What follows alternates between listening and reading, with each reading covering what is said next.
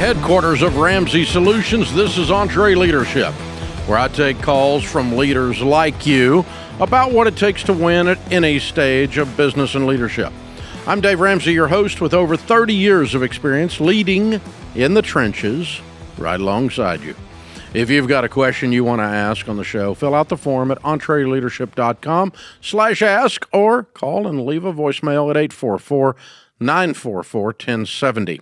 That's 844-944-1070. Lance is in San Francisco. Hey, Lance, what's up in your world? Hey, Dave. I run my family's plumbing business. Over the last 7 years, I've grown us from 2 employees and about $600,000 to 8 employees and about $1.5 million. Good for you. And having a ton of fun. My parents are grateful. You know, we're making more money than we did when I was a kid and mom and dad were running the business. So my parents, they give me a lot of leeway to run the business. They own it? Handling everything. They've been transferring portions of ownership over to me slowly. How old are you? I am 37. What portion do you own now? I am 40% today. January 1st, I will be 50%. Okay. And is that the rate that every year you're going to get about 10% more? Yeah, it's hard to pin them down on it, but we went 10%, 25, 33, 40, and now we're at 50, or about to be 50. Okay. So somewhere around the next 5 years or so, you'll own it. Correct. And you'll be 42 years old. Correct. And they're giving it to you each time? Yeah, they're happy as could be to be making more money than they ever have, and so they've been gifting me percentages every year, and they give me pretty much full control. If I'm going to make a big decision or fire somebody, I'll usually consult with them, but day to day, if I need to spend a few $1,000s here or there or fire a guy, they've just given me a tremendous amount of grace and room to do my thing, and we've been profitable, and they're very happy with that. Sounds very healthy. Good. Okay. Yeah, we're having a great time. Good. So anytime I'm spending money, in the business, my wife is always detached it as, oh, that's the business, that's your mom and dad's money, and it's a little bit your money. But now we're about to be 50%, and so she doesn't see. If I have to go spend a couple $1,000, she doesn't see that as potentially our money. And I like that. I like being able to go out there and, draw fire, reholster, as you say, and just handle business. But I want to make sure things are healthy with my wife over the next few years as she starts to see that, hey, I could bring that money home or I could put it in the business. And so do you have any advice on how to handle that with my wife? Well, my wife has never been involved in the day-to-day operation of Ramsey in almost 40 years.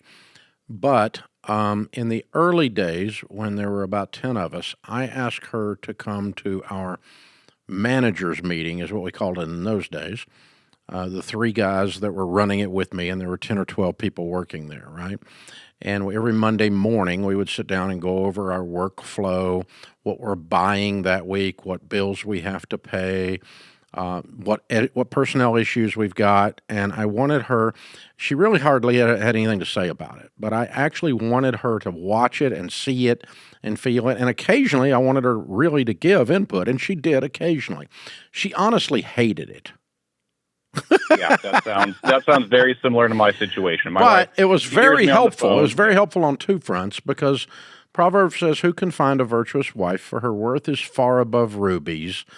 The heart of her husband safely trusts her, and he will have no lack of gain." So because she was looking at it, and we own it, and we said, look, both of us own this together. I'm doing the operations, but you're looking at this through the lens of an owner, and we want your input on this person we're getting ready to hire or fire, or this. I remember one time there was a $7,000 telephone system. That's how long ago it was. It was actually a telephones that we bought. Can you imagine that?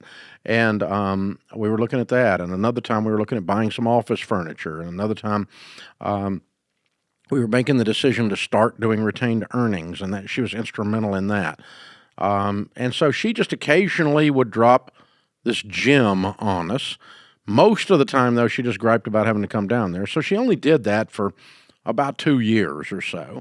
But it started a model that says that any large decisions in the business, I run them past Sharon.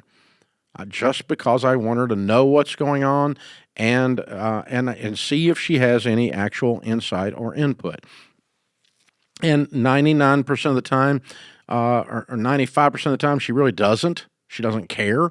But occasionally she'll go, that doesn't feel right. Tell me more.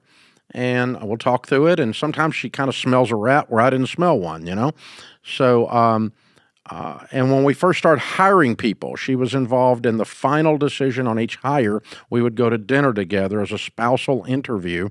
And my spouse and the person we're hiring spouse would all meet each other because it's a small business and make sure we all like each other and we felt like this is what God was all telling us all to do. And so, and I asked her, do you think after we have dinner with the guy or the gal and their husband or their wife and we go home and we're going to pray about it, and I ask her, what do you think about this person? We've continued doing that to this day, but it's not Sharon and me. It's a leader in a business area now in the size of Ramsey that takes somebody to dinner, and that's our final interview step. And it's very insightful. And occasionally a spouse will raise their hand and go, I don't think this is right. It feels funny. But it's very occasionally, because if they were virtuous, they're humble and they're worried about throwing their weight around, and they have a trump card in those meetings. So anyway, that's how Sharon has been involved. And so I don't think it's your business, your parents' business, you do whatever you want thing. I don't like the feel of that.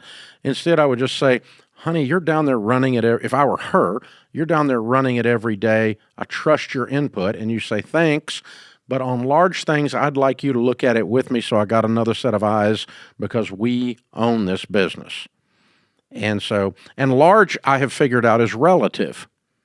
When you're 1.5 million with 8 team members, large is $20,000 is huge, or $50,000 is huge, right? Especially if it's a new thing, like we're getting ready to buy a new piece of equipment for $50,000. That's a lot, and and if I got caught up in, I want gadgets. Have I got gadgetitis, or is this really business justified? And let her look at that with you and think about that through with you. And if you're frustrated with a team member, she might ask you, have you done all you can to be patient? Have you been clear with them? Or she may go, you need to quit being a wuss and fire the guy. He's a jerk. Sometimes they'll do that. Any of those are really good input, but I want her involved as if she was on the board of directors, but not in the day-to-day operations. Okay. All right. I got it. That makes sense. Because you're going to add to the wisdom factor here.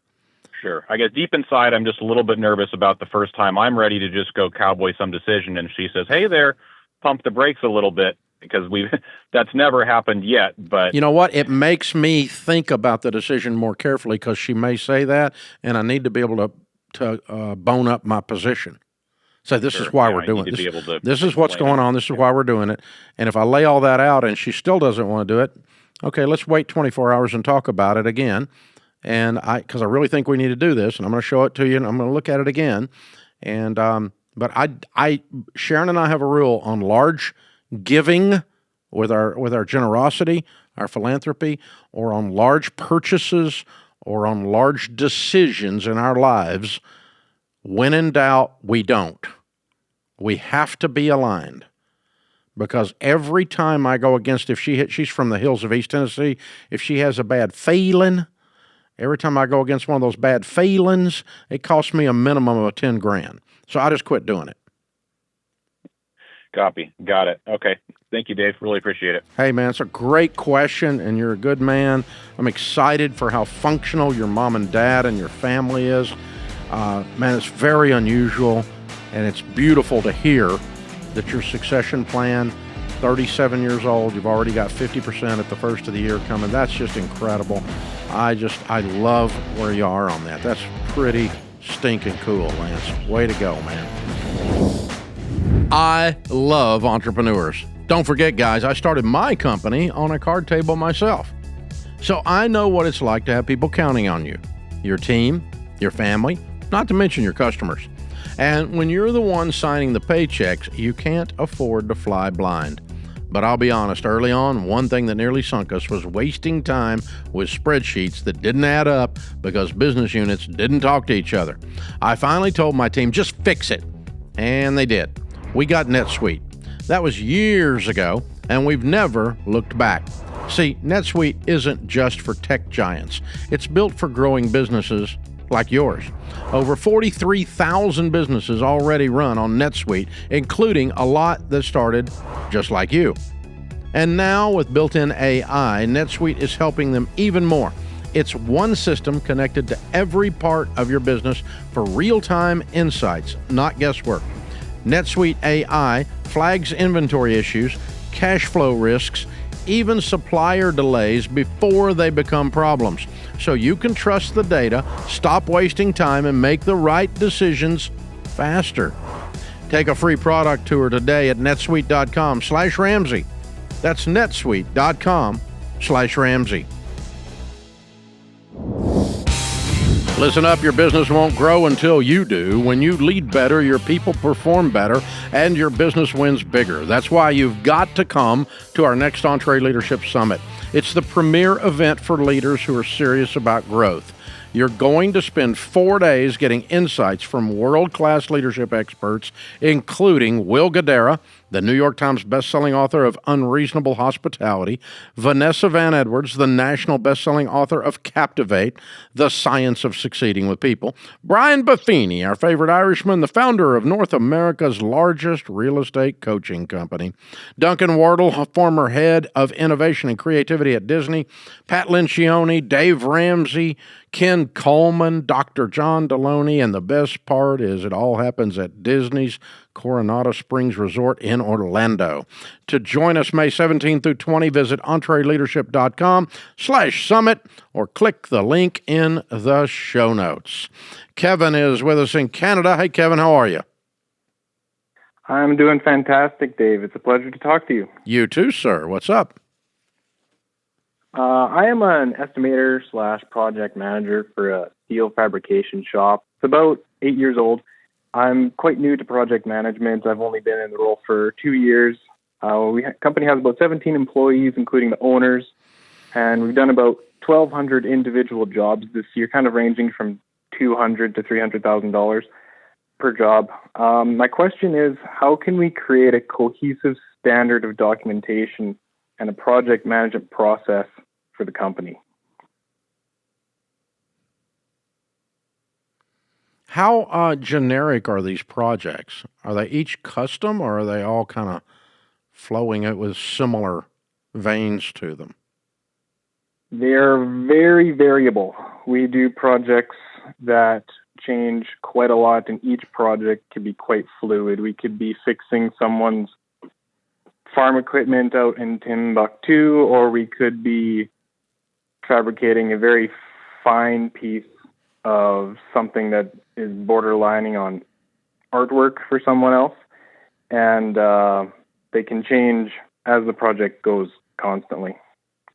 Okay, so the processes and the details are not consistent enough to develop a template of any kind. So the only template option you have are principles. What are the principles that are the same in every project? And I would try to identify there's 4, 5, maybe 6, probably no more than 6 things that these projects all have in common, that we adhere to these principles, and if we violate the principles, we're not doing it our way, our in air quotes. In other words, at our place, we would say, that's not being done the Ramsey way. Because we violated some principles in how the project was evolving, how it was managed, how it was completed. Around our place, a project needs to be completed on time and on budget. That's 2 principles. Those don't change no matter how customized or unique the situation. Mm-hmm. Yeah. And so you can lay out, that, but you can't template because, you may have somebody develop an app over here, in our case, a digital app, and that's a project, and somebody over here writing a book that's going to come out in paper, in analog form. Both are projects that must be managed, but both must be done on budget and on schedule as a part of our principles. We would have a few other principles we'd lay in there, but that's an example. But you can't template a book project the way you would template a digital app, and you can't template a project of fixing a piece of farm equipment with doing a piece of art. They're completely different, but they're not. Yeah. Is that logical? Oh, yeah, for sure. I know one thing that I've struggled with coming into the role is that, like, there's lots of other companies around us. They all do something similar. Everybody has their niche market, and neither my boss nor I necessarily know what the picture of project management and document control should look like for a company in our stage. So we're kind of we're in this, like, it feels like we're just winging everything. I see what you're saying. Okay, so there's two things you can pick up there that'll probably help you in the process, because both of these things would apply what I said earlier. One is you probably need some project management software of some kind. And the second thing is I'm going to find that by doing the second thing is I'm going to talk to my competitors that are either not direct competitors, but they're just running around the same space because they're in one niche and we're in another, and ask them what they're doing. Take them to lunch. Form a project management best practices group. So I have a friend that is in an equipment business, and it's a huge equipment business, several $100 million, and he has formed an industry-wide best practices group among his competitors. And they all go on a retreat once a year and share best practices, even though they're all direct competitors. But they value the information so much that they're willing to come and share without sharing individual proprietary secrets, but share, this is how we handle this service order. This is how we handle this sales situation. And they share best practices back and forth. And it's helped the whole industry clean up. And it's helped him have, to learn some things from some old dogs that have been doing it a long time and some young dogs that are more sophisticated and digitally minded. So you're looking for some best practices from the arena that you're playing in. One of those would be find some software management systems that'll help you run these particular types of projects. I don't know enough about your world to suggest one, but there's tons of stuff out there in this space. I mean, project management is a full science in and of itself. And so you should be able to find stuff in the manufacturing realm that's almost plug and play, and meaning you can just load it and learn how to operate it and have something that tracks the thing from the time the order is placed and the budget's developed and the schedule's put in place and the materials are ordered and the labor cost is there. And then you can track back against that, take the actual result back against budget. This was the estimate, the budget, and then here's the completed actual, and compare actual to estimated, and your estimating will get better then, because you're adjusting your estimating based on the mistakes you made in the estimating process, because you always make mistakes in the estimating process 100% of the time, even if you've been doing it 1,000 years. So but if you measure everything and then do an autopsy on each project after it's over and say, okay, here's estimated, here's actual, what happened in between there, that we can know that we can standardize and make the estimates more accurate next time, because this was missed or that was missed. And that process will help you there. But a good project management software should lead you through every bit of that. Just like good budgeting software will run you through an accounting system that'll do the exact same thing on the accounting side. This product is not as profitable. What happened? We thought, it was budgeted at X and it came in at Y. What in the world? And oh, wow, it's a whole lot better than we thought. How did we miss it? So how did we miss being as popular as we are? I didn't know that. Or how did we miss, losing a bazillion dollars on this one thing because we're stupid? All that kind of stuff comes up when you measure it against something, and that'll clear up a whole lot of fuzziness. So yeah, some best practices, some good project management systems and softwares and processes plugged in, probably make your life 1,000 times better than it is right now, because you guys are flat out pulling this out of your ear on every deal, it sounds like. Question of the day from Diane in Milwaukee, Wisconsin. Hey, Dave, every time we promote someone from within, we create a hole in their old role that's hard to backfill? At what point is it actually healthier to bring in outside talent so the whole structure doesn't get shaky? No. Two things. One is if you primarily want to promote from within, everyone in the building needs to be continuously training their replacement. Everyone. And if they're not training their replacement, you should be training their replacement. Bench depth. When the star player on the floor gets hurt, somebody's got to come off the bench. And they got to be ready because they've been trained and practicing. And so, you need bench depth on every position. Then when you move someone up, there's someone ready to step up into their role and someone ready to step up into their role. And you get a little domino effect upward, and everyone in the place likes that because they go, oh, there's upward movement here.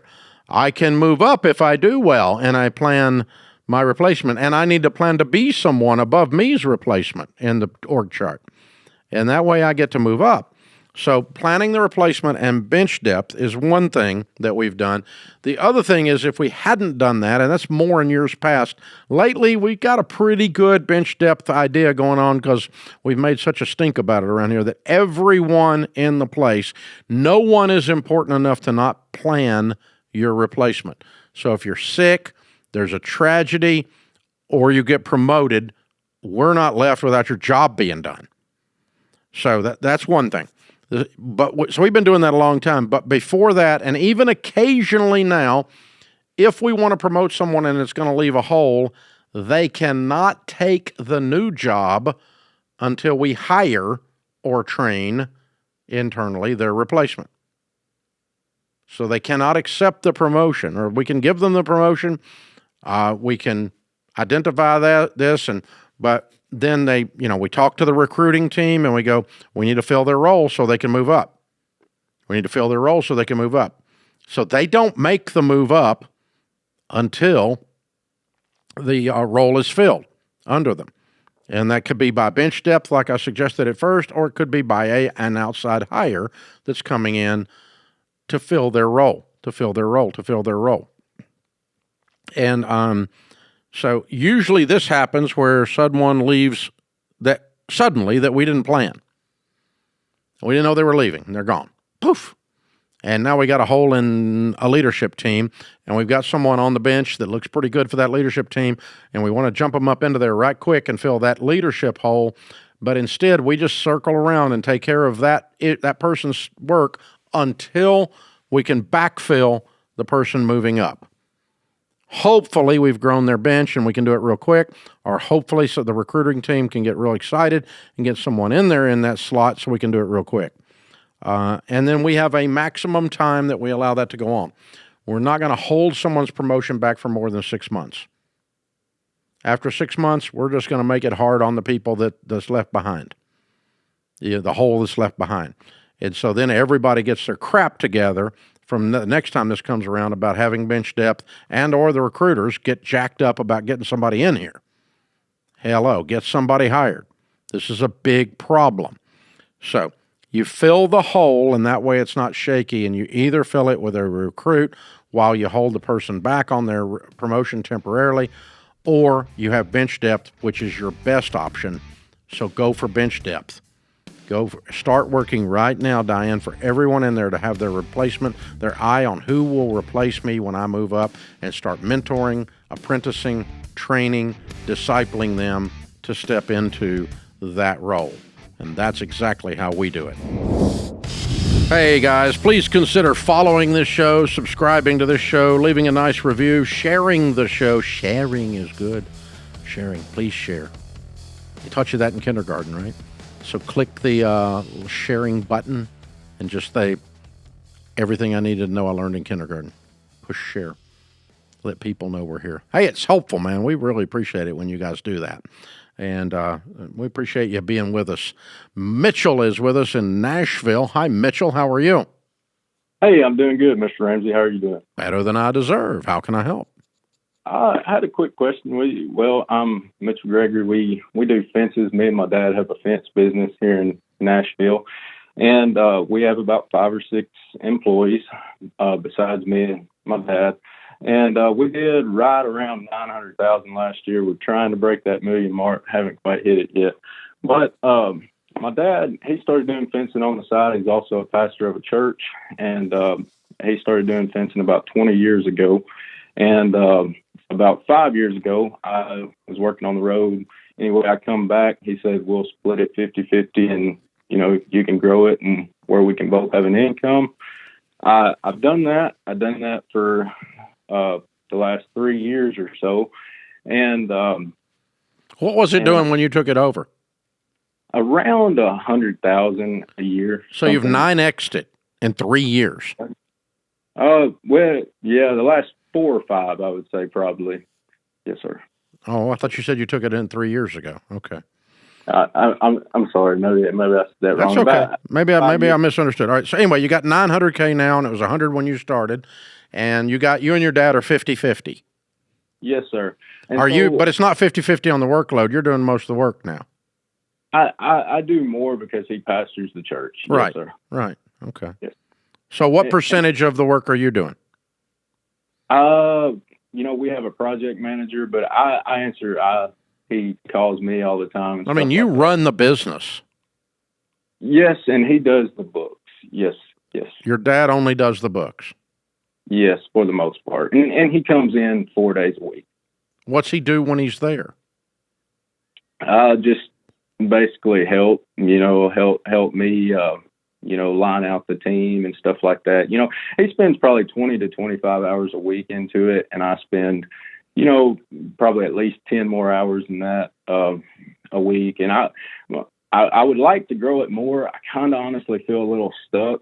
I would like to put more into it and try to grow it more, but I don't know if I should, knowing that I'm just going to give half of it away. But I do want to honor my dad, and I respect him, and I want to set him up good, but I also don't want to put a ton of time in it and not reap the benefits. Is it your full-time job?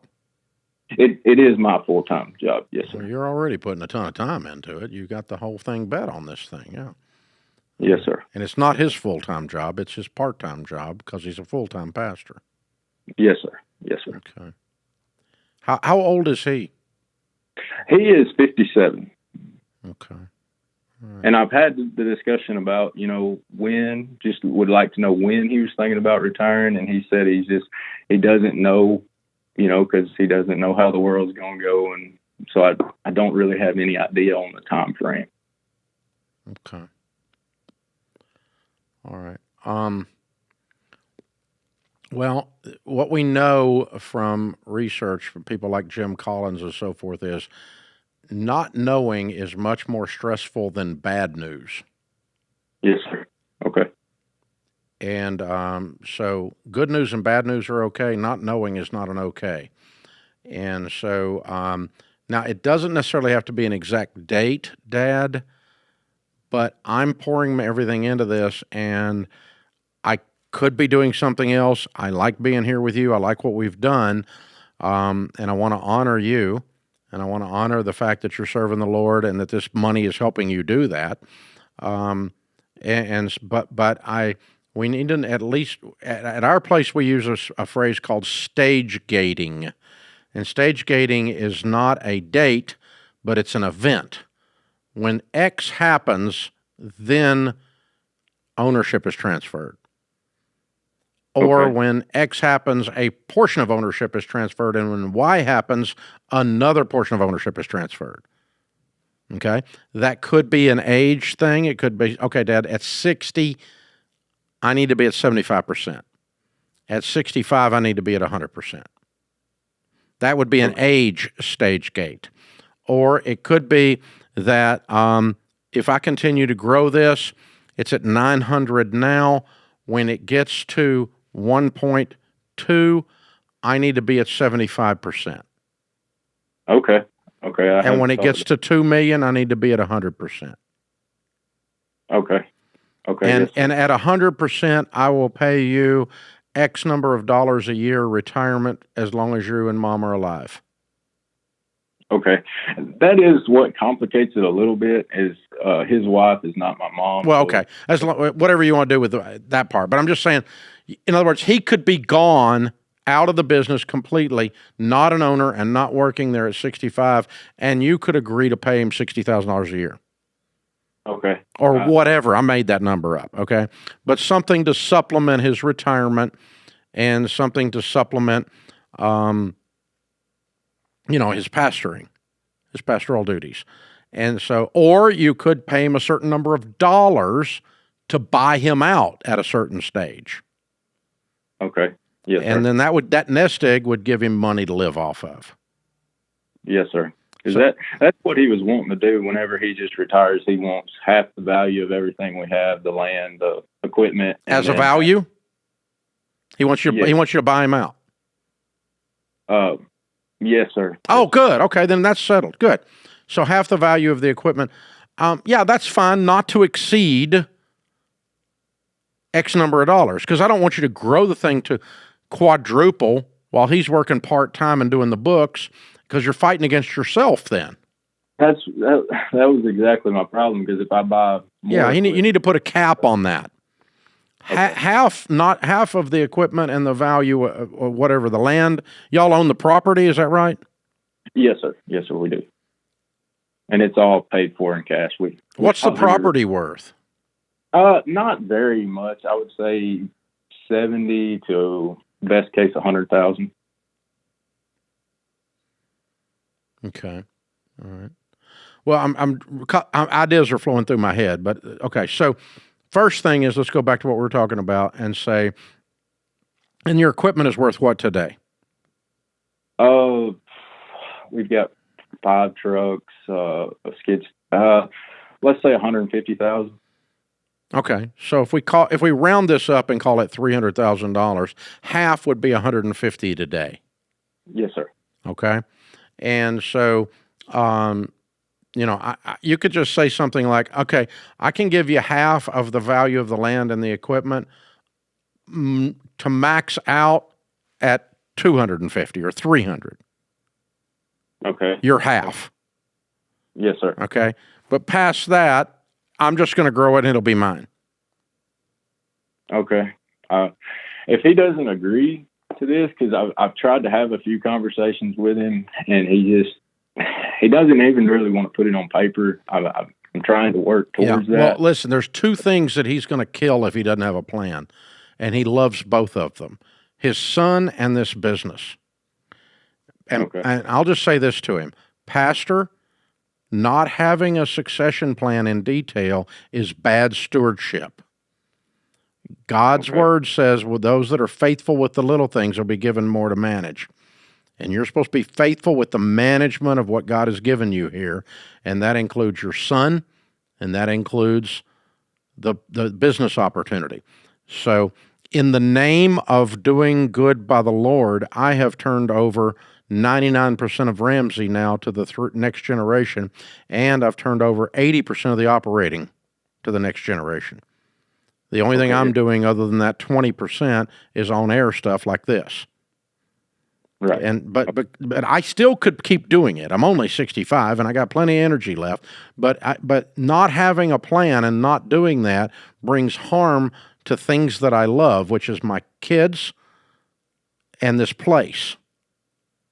Neither one are served best by the old man having a death grip of control and ambiguity, unclear plans. And so that's how I would address your dad. And you can bring this up and play it for him if you want, because I think your dad's a good man. He just doesn't know what he doesn't know. By the way, having some clear numbers set on certain numbers, when we reach this number, we'll do this, this, and this, gives him peace because he knows what's happening. So up to 300,000 your part, Dad, we will go halves. Whenever you want to step down, I'm going to scratch up 300K and I'm going to pay you out. Okay. Out of the profits. And it may take me 2 years to pay you out of the profits, but I'll pay you out of the profits until I get there. And if you want to add to that, you could put him on some kind of a stipend for some number of years. For 5 years, I'm going to pay you $60,000. And I was thinking about that because he didn't put a lot back for retirement. He just kind of started recently, so I would like to. Sounds like a pastor. There you go. To make money after he, retires, and I would, if I can, the Lord willing, and I can keep growing, and I'll definitely. Yeah, I think it would be your donation to the kingdom of God to support the man of God. I think that'd be awesome. Okay. Yes, sir. But I don't know that necessarily. That's not. You're not honor bound to do that, or ethically bound, or mathematically bound to do that. But spiritually, you're making that call. Okay. And would you do that until he died? Whatever you want to do. Okay. You'll be able to afford it because you're doing a good job growing the business. As long as you're not paying him $2 million a year, you're going to be okay, right? There you go. Yes, sir. Yeah. Yes. So I mean, some kind of something for him to live on, and them to be able to get to the beach once a year, and whatever it is they want to do, or that kind of stuff. And so he's got it's his retirement fund, and he's got the $300,000 also in the bank in a good mutual fund that he can get some income off of because you gave him that. Okay. All right. So but I think some structure in, it might be that, okay, Dad, what if we did this? Okay, when we get to $1.2 million, I'm going to be at 75%, and when we get to $2 million, I'm going to be at 100%. Or when you get to 65, I'm going to be at 100%, if any of those things happen. So let's talk that through. And I'm going to buy you out at 50%, like you've always said. Whenever we do that, I'm going to buy you out. I'm going to buy you out 25%, half of it, and then another half later. Okay, the 25-25. You following that? Yes, sir. With a maximum of 300, and then I'm going to pay you out for 10 years after that, just to assist you in your ministry of retirement because you've been serving the Lord, and I'm going to pay you X number of dollars a year from then on, or from then for the 10 years, or for 5 years, or until you die, or whatever you want to do. I don't care. Okay. But yes, if he knows that, it'll give him more peace, because him not knowing, he's kind of looking over his shoulder, going, "I hadn't put anything back for retirement. What am I going to do?" Yes, sir. I sure hope we don't screw this thing up, and you're not going to screw it up. You've done a good job. You're a good man, Mitchell.